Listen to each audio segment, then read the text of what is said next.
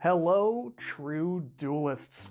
YGO Strats here, getting ready to clear my internet search history once again, because you won't believe it, but this archetype has some risque fan art for it. It's shocking, I know, but it does. Welcome to Why You Should Play, a series where I talk a bit about why I play and why I think you should play various decks. This week, I'm talking about Dragonmaid, a deck I initially was not going to cover, but ya boy needs some content and I'm familiar enough with them to be able to talk about. Truthfully speaking, I feel a video titled You Should Play about Dragonmaid is next to pointless. I do not believe that there is anyone out there who is aware of Dragonmaid but is on the fence about whether or not they'd want to play them. If you see Dragonmaids and you like the way they look, you're probably playing Dragonmaid already. The deck attracts a certain type of people, you might say. Matter of fact, I wouldn't be surprised to learn if there are people playing Yu-Gi-Oh! Because of Dragonmaid, as opposed to playing Dragonmaid because of their interest in Yu-Gi-Oh! I might even go as far to say the reason my friend who plays Dragonmaid is playing Yu-Gi-Oh! Because he can play Dragonmaid while playing Yu-Gi-Oh! Yeah, take that, Mark, I'm calling you out. Eat shit and live. They are a series of, I don't know, actually. What the fuck are they? Are they dragons? Or are they the people? Are they dragons that become people, or are they people that become dragons? This can probably easily be Googled, but even more easily, I could not Google that. And I'll leave you to figure out which one I opted to go for. Whatever they are, there is a dragon form and a maid form for each monster in the deck, with one exception. And I know that before doing any research, because I hear my friend complain about it often enough, as if this were the only archetype in the game missing some piece thematically. Ojama Lime? The Red Weather Painter? Any playable Gen X card? At the start of the battle phase, the little ones will bounce themselves from field to hand to summon a big one from hand or grave, and at the end of the battle phase, the big ones will go back to your hand to summon a little one from the hand, giving you setup for all your plays to get their monster effects during your turn or the opponent's turn, and to keep your plays going and going. They've also got some very solid spell and trap support, and it's all bolstered by the ability to use generic dragon support, which if you're aware of the game of Yu-Gi-Oh!, you know that means they've got some very solid techs. Playstyle-wise, they're made to be about as solid as a deck can be, I suppose. They've got the means to do just about every sort of play the deck could want to do independently.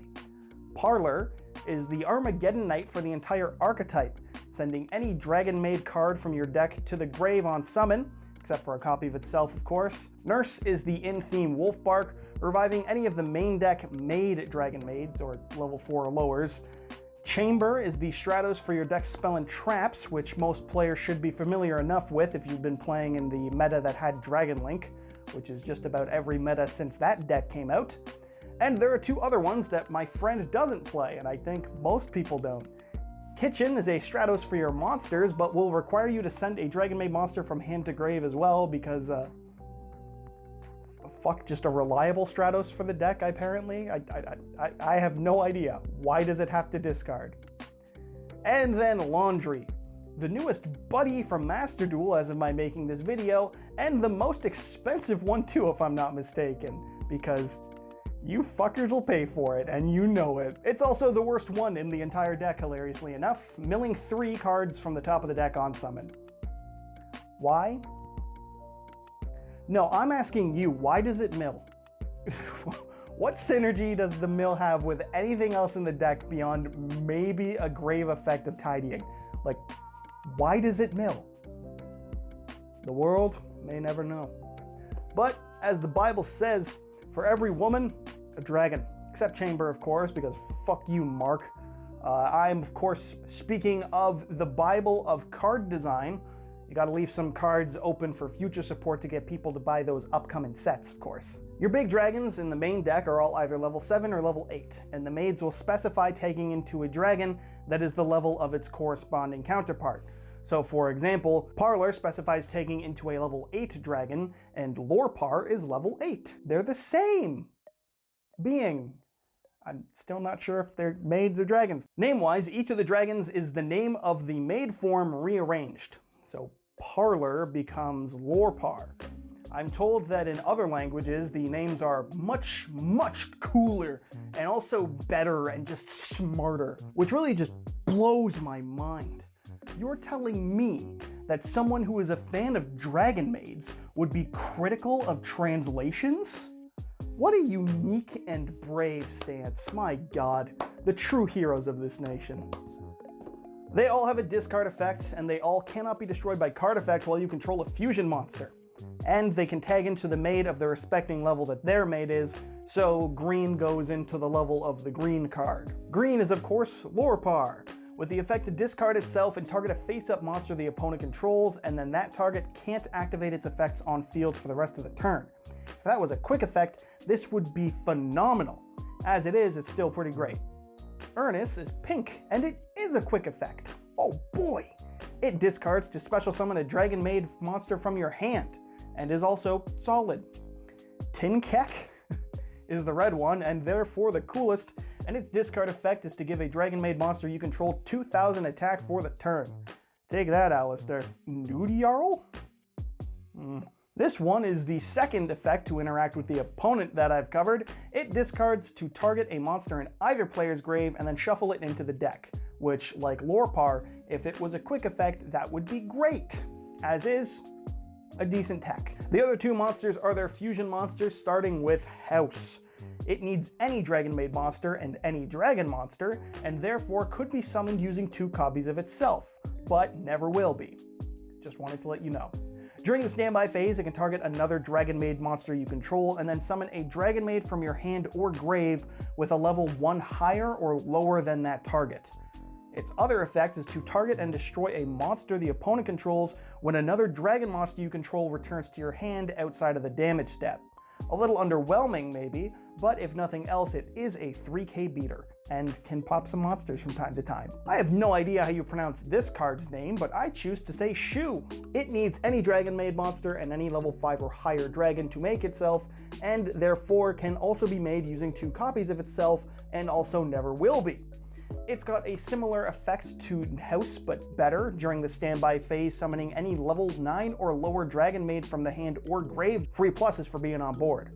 You'll love to see it. It also has a somewhat odd but in-theme means of tagging out. When the opponent activates a card or effect, it can negate and destroy that card, and then also after that, return itself to the extra deck and summon out House from the extra deck as well. Both of its effects are a hard once per turn, and more importantly than that, it's a 3,500 attack Omni-Negate. It's just a shame it has to leave the field. Their spell and traps are also pretty damn good, with special mention going to Hospitality, summoning a Dragonmaid from the hand or the grave, and then allowing you to foolish a Dragonmaid monster of the same attribute as the monster summoned, but with a different level. An Extender and Foolish Burial all in one. Just as a fun fact, the only real downside to this card is that you can stop it by activating both Ash or Ghost Bell, because it can summon from the grave and it can send to the deck. But I mean, that's not a bad thing against it, that's just really to highlight how strong this card is, that 2 separate hand traps are both able to affect it because it does 2 separate things. Good card. Send Off seems cute. It returns a Dragonmaid monster you control to the hand to summon a differently named Dragonmaid from your hand, and then the newly summoned Dragonmaid can't be destroyed by battle or card effect. Probably best for baiting an Imperm or something of the sort, but for what it's worth, I've never seen my friend play this, and it doesn't really help you set up your plays, just kind of dodge interruption by the opponent, and you're getting a bit into deck building theory, but is that something you really want to be building around as much as, you know, streamlining your best possible plays for consistency to see them time after time? Changeover is their in-deck fusion spell that fuses any dragon from the extra deck using materials from the hand or field. And it can bounce a Dragonmaid from your field to the hand to return itself from grave to hand, so you only ever have to play the one of. Nice. The last card worth mentioning is Tidying, whose on-field effect is to target a dragon monster you control and 1 card the opponent controls and return both targets to the hand, and it can be banished from the grave to summon a Dragonmaid monster from your hand or grave in defense, meaning that it's both disruption and extension all in 1 card. It's just you can only activate 1 of its effects on any turn. After this, it's pretty much a pick your poison for what kind of dragon cards you'd like to abuse with them. I don't think anyone wants to sit here and listen to me cover every single possible dragon tech and engine in this video, because I don't feel like making a 4-hour video. So I'll just go over what I've seen my friend play, and then just what's a decent card for dragons in general. Dragunity has received enough support at this point to make itself a very easy and reliable engine. Remus can get Ravine, which is another Foolish Burial for the deck, or can be used to search Legatus, who can make a free level 6 comboed with the Remus, and then you can go into things like Gauger to either climb into a Crystal Wing, or just to use it to be able to search out one of your Dragonmaids, pitch a Tidying or something, and then just be in general, help set up your hand in grave while also being fusion material for Shu. Rockets make a very easy extension engine as well, with Quick Launch being a free summon from the deck, Striker being free link climbing, as well as the ability to search out Boot Sector for more extension. Tracer is a tuner to open up all sorts of extra deck plays. And then Absorouter is an extender and a searcher, not to mention Recharger shenanigans to revive just about any dark dragon that your deck wants to see, which is important for both Chamber and, more commonly as I see it, Red Eye's Darkness Metal Dragon. The best piece of generic dragon support pre-errata, but post-errata, it's still one of the best.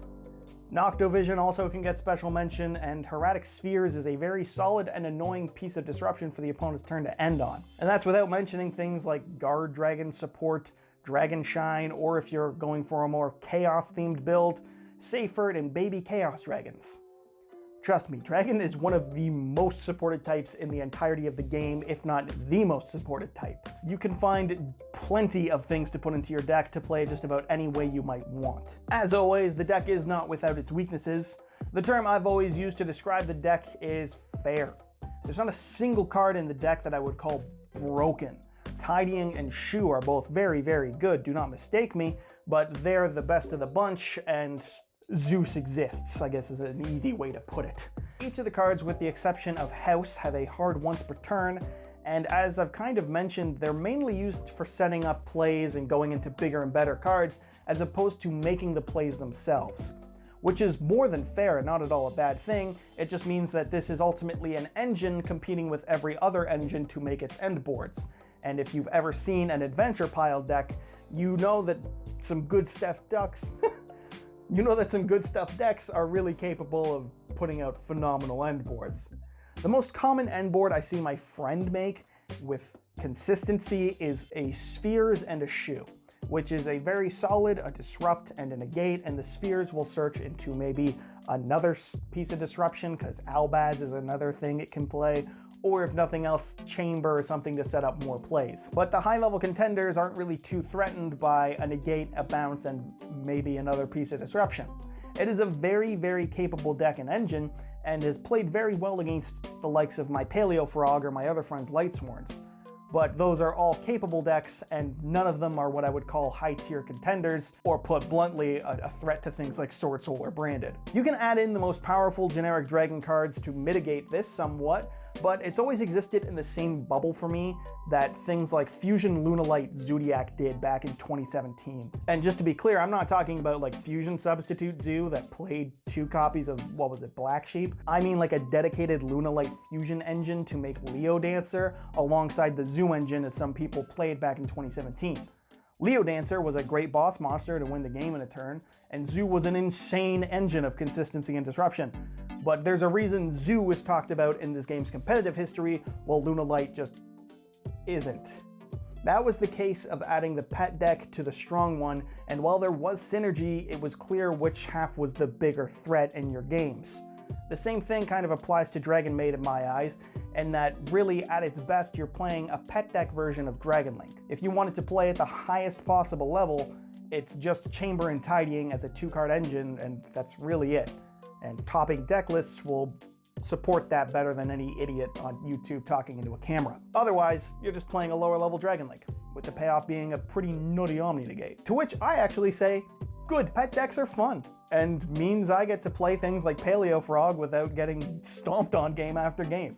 This isn't only about winning in the game of Yu-Gi-Oh! That's only half of it. Any duelist can make generic good stuff. It's using the cards you like to win that is the most rewarding. Or at least that's how I feel as a scrub-out casual Andy. Still, the deck has some reliable plays. Tidying, targeting a Spheres, and then tributing Spheres means you can bounce 2 cards at once. That is a valid way to play those 2 cards if you chain them properly. And Shu's Omni Negate and Destroy is never bad. The ultimate problem I feel for the deck is just that it doesn't really do quite enough on the opponent's turn using your Dragonmaid cards.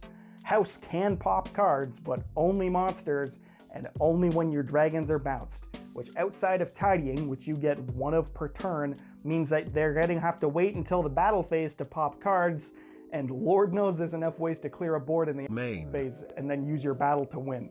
That is the ultimate flaw in the deck in my eyes in terms of playing it pure. But as I said, fun and fair is never a bad thing. I have a whole video on Fur Hire. Lord knows I don't only play good decks. This deck is in a bit of a funny spot for me. Funny is a word I'll use, probably wrong. I don't care for anime in general, so art-wise, this deck is just neutral to me. And the people who get too excited about Laundry Dragonmaid do make me uncomfortable at varying degrees. But I can see the appeal gameplay-wise. They're a solid engine, as I said. And I do get liking a deck for the artwork as opposed to its, plays inherently, because Lord knows I'm not playing Red Dragon Archfiend because I'm just such a fan of being locked into Dark Dragon Synchros only. I truly don't know where this deck stands in the grand scheme of the community, but it seems to be pretty high up there in terms of popularity. I've seen some takes that call Dragonmaid players furries, because clearly whoever wrote in that tweet just is ignorant to the existence of Fur Hire. But I mean, at the same time, the Dragonmaid Discord has about 1,200 or so people, which is on par with the likes of Cyber Dragon, another huge fan favorite archetype. And then if you look at something like Lightsworn, which I've always thought was one of the most popular decks in this game, that Discord has like 400 people or something. They also got the Spotlight Horde from Master Duel very recently, as of my making this video, getting a special case for your deck, sleeves, an icon, a whole ass structure deck, and I'm just gonna call it a friendo instead of a mate, because that is a child. And I mean, like, that's the first off-the-wall deck to get a structure deck on Master Duel, if I'm not mistaken. Everything else before it has been tied into the anime in some fashion, like a popular character used it. This is just because it's popular, I'm assuming. And I can kind of guess why, because when finding all these pictures that are showing up behind me, I just Googled Dragonmaid background or art, and then I had to add Yu-Gi-Oh! Because I guess there's a whole Dragonmaid anime that I'm ignorant to. And for a deck of half girls and half dragons, didn't see a whole lot of the dragons. How many people focused on the dragon aspect of this deck from what I found? Matter of fact, the only one I found of a dragon was of the furriest looking one. And when I found it, I had to reverse image search to get the highest quality one in the background, and I didn't have safe search on, and it was porn. So, I've seen some shit. The takeaway from all of this is that ultimately Dragonmaid players are just horny on main. Which may mean that there's a lot of MBT fans watching this. Who the fuck knows? Still, if that's your thing, I'm not gonna judge.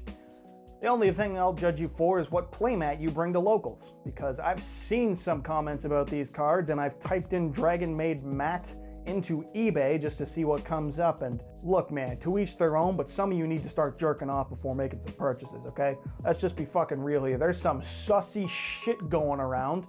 You do you. I ain't here to judge. But at a local setting, I don't need to see what you're into. You can do what you want, but just jerk off first. That is, just embrace the post-nut, just rub one out. Do us all a favor. Thank you for coming to my TED Talk. All right, man, I am off the walls here. I'm just gonna wrap it up. I don't know where all that came from. It is a competent and reliable core deck. It's got all the different plays to make that you could ever want to make when setting up boards, foolishes, revivals, searches, you name it. And you've got a big fat stinking Omni Negate in your end board. Or more likely than not, you just like the dragon anime girls. You like the cute, that's fine. You do you, friend. That's more than a valid enough reason to want to play a deck.